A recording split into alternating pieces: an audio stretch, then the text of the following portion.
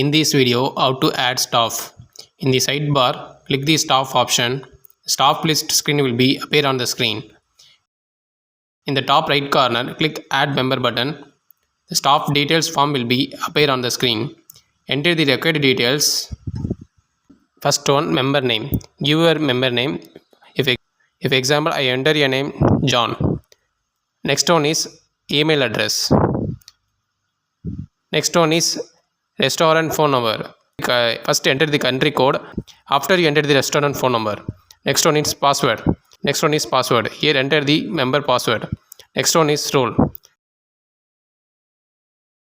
Next one is role. Select the member role.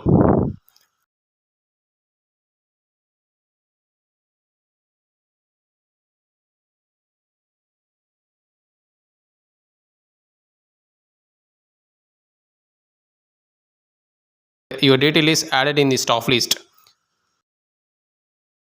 Change the required field in the form. Click Save button and update to confirm the changes.